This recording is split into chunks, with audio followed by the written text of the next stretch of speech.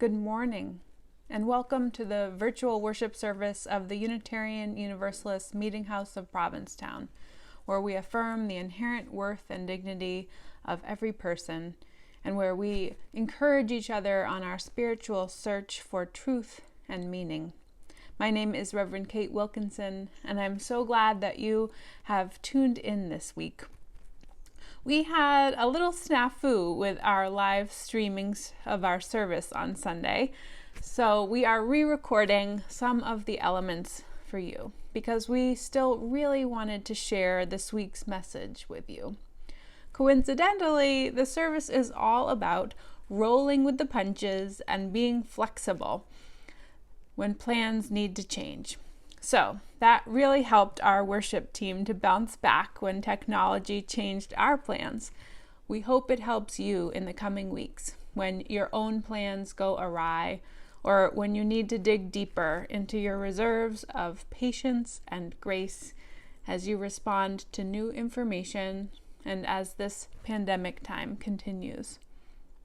So now, as we light our chalice for worship, we invite you to light a candle wherever you are.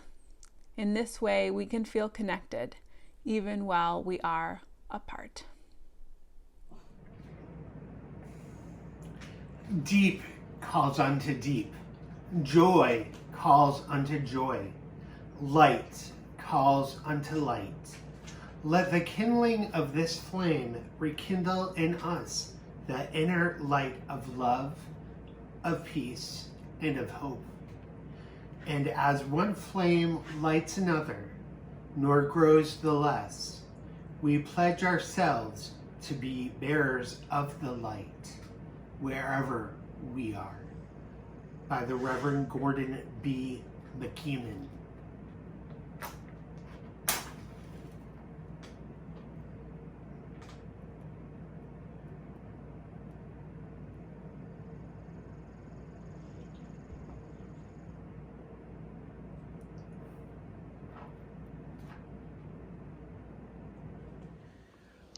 Love is the spirit of this meeting house.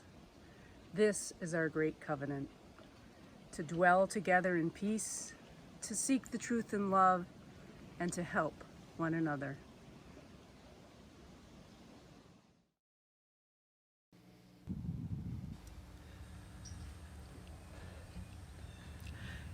Spirit of life, come unto me, sing in my heart all stirrings of compassion, blow in the wind, rise in the sea, move in the shape of justice, roots holy cause, wings set me free. Spirit of life, come to me, come to me. Our reading this morning is by Stanley Kunitz, a poem called The Layers. I have walked through many lives, some of them my own, and I am not who I was, though some principle of being abides, from which I struggle not to stray. When I look behind, as I am compelled to look, before I can gather strength to proceed on my journey, I see the milestones dwindling toward the horizon, and the slow fires trailing from the abandoned campsites over which scavenger angels wheel on heavy wings. Oh, I have made myself a tribe out of my true affections, and my tribe is scattered. How shall the heart be reconciled to its feast of losses? In a rising wind, the manic dust of my friends, those who fell along the way, bitterly stings my face. Yet I turn. I turn exulting somewhat, with my will intact to go wherever I need to go, and every stone on the road precious to me. In my darkest night, when the moon was covered and I roamed through wreckage, a nimbus-clouded voice directed me. Live in the layers, not on the litter. Though I lack the art to decipher it, no doubt the next chapter in my book of transformations is already written. I am not done with my changes.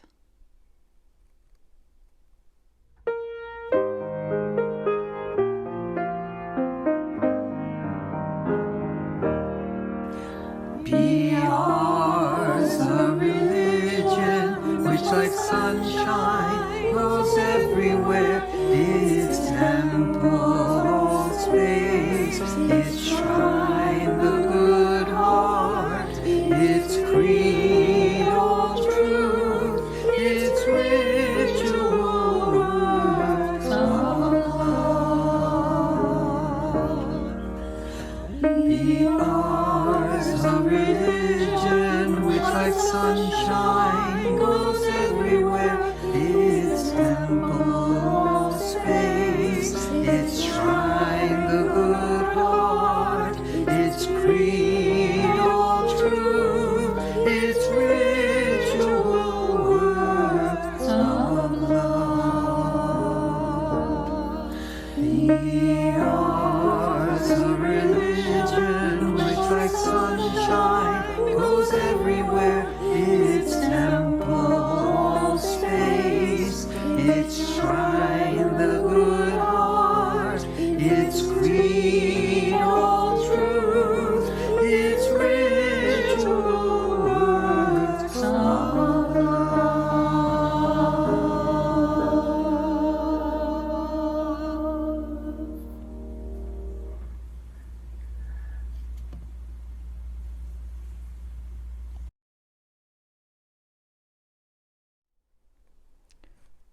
Writer and Methodist pastor Jenny Smith recently wrote an article for ministers about navigating this time we find ourselves in. The time when we thought we were at the tail end of a pandemic, but really we are just at the beginning of a new phase of it. I share some pieces of her writing with you this morning because I think it's applicable not just for pastors, but for all of us. My brother runs marathons, Jenny says. It's amazing to see the training and preparation that goes into this accomplishment. I ran 20 minutes without stopping a year or two ago, and it felt like I had crossed the finish line at the Olympics. I cannot even imagine what it feels like to run for 26.2 miles and feel absolutely depleted at the end. Well, maybe my soul does know that feeling. Maybe yours does too. We just ran a marathon. We closed our doors to in-person worship. We figured out online worship, maybe, kind of. We felt the unprocessed grief in our communities. We crashed and burned. We became video chat professionals. We ached with isolation. We spoke hope and grace and possibility. We took a few days off here and there, trying to find solid ground to rest on. We smiled on camera as if we could stir our hearts to life with our own pleading. We received grace and stunning kindness from people in our communities. We watched colleagues look like they had it all together, but we guessed that they didn't either. We agonized over the safest ways to return to in-person gatherings. We crossed the finish line. We made it. We did a hard thing. Then Instead of collapsing at the finish line in a heap, instead of drinking water, instead of resting our aching bodies, something else happened. An official-looking race organizer slapped another number on our back and pushed us toward another starting line that had mysteriously appeared. Wait, what? A second marathon? Right now? We looked down at our blistered, aching feet, our hopeful but exhausted heart, our overwhelmed but determined mind, and we take a step forward into life as a gathered community once again. I don't have a magic next step, Jenny says, but I do know this. As the gears come to life in our faith communities, we have the opportunity to tell the truth, to slow the pace, and question everything as we enter the new normal. Yes, our second marathon has begun, she says. Ready or not. Problem is, our bodies are still recovering from the first marathon. Maybe the answer is to stop running the second race. What if we looked at each other and gently nodded, slowed our forced jog, and started walking together? What if we walked our second marathon? Side by side, no racing, no competing with anyone or anything. Maybe this is how we disrupt the deeply ingrained, oppressive realities of our world. We choose to walk together. I just love this piece by my Methodist colleague. I really, really don't have it in me to run another marathon. But I think I can walk one, especially with people to walk with. You know, last week, Lisa and I canceled a barbecue that we were going to host at our house. We were so looking forward to it because we hadn't hosted a gathering in almost 2 years. But given the current situation, it just no longer felt like a good idea. I noticed that the sting was less than it was a year and a half ago, when we were just beginning the wave of cancellations, disappointments, and missed opportunities. We're better now at being flexible, at making necessary adjustments and changing tack. Not to totally mix metaphors now that Jenny has introduced the marathon thing, but the sailors among you will know this term, changing tack. In sailing, it means positioning the bow of the boat so that the wind direction changes from one side to the other, propelling the boat forward from a slightly different angle. In life, changing tack requires us to respond to each new piece of information as it comes in, not being too stuck in our plans, ideas, and decisions. It's something you can get better at, and in general, I think we have. No one around here is clamoring for the way we always do things. But in addition to a general trend of getting better at rolling with the punches, we're also tired. We just finished a marathon, after all. And we also have to contend with our trauma responses. And that is another thing entirely. I have some training in trauma response, and I know that many of you do too, especially if your career has been in the helping professions. In one training that I was in a few years ago, we were given a really helpful handout showing this sort of bell curve of a community's response to shared trauma.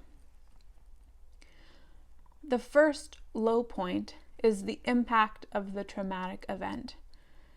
In our case, it's a pandemic, but it could also be a fire, a flood, a hurricane. It's a low point because it's awful, and there's chaos and damage and fear. But pretty quickly, things get a little bit better because as a community, we have this heroic response, right? We want to take care of each other. We band together. People make life rafts out of found objects and rescue their neighbors from rooftops. They form bucket brigades and put out the fire. They start making masks from scraps of fabric they found in their basements and send them to healthcare workers. They share their resources. These heroic efforts lead to a sense of togetherness and community cohesion. Everything is awful, but we're in it together. We're all in the same boat and we're helping one another. The top of the bell curve is the honeymoon phase. It's full of food drives and car parades, Italians singing arias from their balconies, ministers delivering pumpkins to doorsteps. But we don't stay in the honeymoon phase for very long because, as it actually turns out, we are not all in the same boat. We're in the same storm, but we're not all in the same boat because some of us have money and resources and some don't. Some have good insurance policies and can get started rebuilding right away, and some don't. Some people have second homes to go to on the shore, and some people are stuck in their studio apartments. People start hoarding toilet paper or jumping the line for vaccines. Those who are wealthy or white or in good health get to move on quickly. And others are left to struggle. People with kids at home. People who have to go to work even if they don't feel safe. People isolated in nursing homes. It's no longer one for all and all for one, but kind of an every man for himself mentality. This leads to disillusionment and the unraveling of that community feeling. And so we get to the low on the other side of that bell curve that's actually even lower than the initial point of impact. Gradually, though, we enter into a period of reconstruction, a coming to terms with things, a working through grief, a new beginning. There are setbacks, of course, and anniversary reactions. The road up is not a straight line, it's a squiggly line. Now, we're a year and a half into this pandemic, and a lot of things have returned to a certain degree of normal. So we might forget that we are still having a trauma response, and that as a community, we are living out this community trauma bell curve. But in case you haven't been realizing this, let me remind you of a few of the ways that trauma shows up in our minds and bodies and relationships. Fear, grief, anger, emotional numbness, feeling overwhelmed, trouble concentrating or remembering things, difficulty making decisions, short attention spans, sleep disturbances, bodily aches and pains, headaches, restlessness, a quick startle response, irritability, crying easily, withdrawing from others, being over-controlling, being judgmental.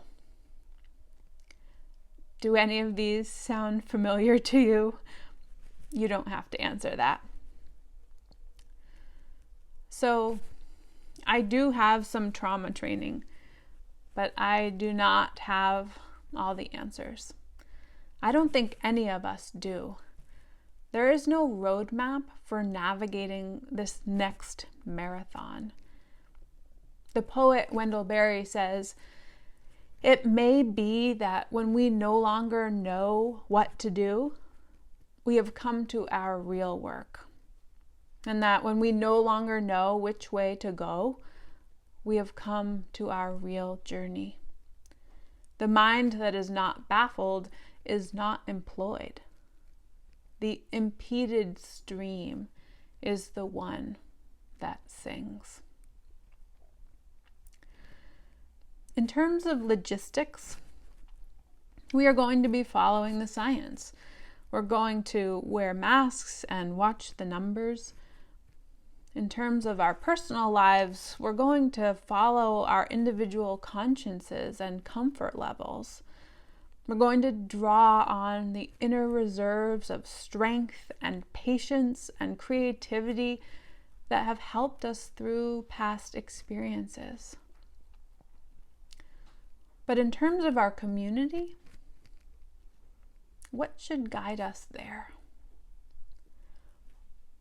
May I suggest that it is kindness? The poet Danusha Lamaris writes, "I've been thinking about the way when you walk down a crowded aisle, people pull in their legs to let you by. Or how strangers still say, 'Bless you,' when someone sneezes, a leftover from the bubonic plague. Don't die, we are saying. And sometimes when you spill lemons from your grocery bag, someone else will help you pick them up. Mostly, we don't want to harm each other. We want to be handed our cup of coffee hot and to say thank you to the person handling it, to smile at them and for them to smile back, for the waitress to call us honey when she sets down the bowl of clam chowder, and for the truck driver in the red pickup to let us pass. We have so little of each other now, so far from tribe and fire. Only these brief moments of exchange. What if they are the true dwelling place of the holy? These fleeting temples we make together when we say, 'Here, have my seat. Go ahead, you first. I like your hat.' Friends, we have just run a marathon, and we are being asked to begin another. We had some plans for this fall, and now they are up in the air. Our tribe is scattered. We are changing tack. We are not done with our changes. Through all of this, we might not be sleeping well, or maybe we startle easily. We might be irritable with one another or with the tourists. We want to be done with the bell curve. But what if the true dwelling place of the holy is when we finally slow down and walk the second marathon together? What if the true dwelling place of the holy is when we finally slow down and walk together? May it be so. Amen, and blessed be.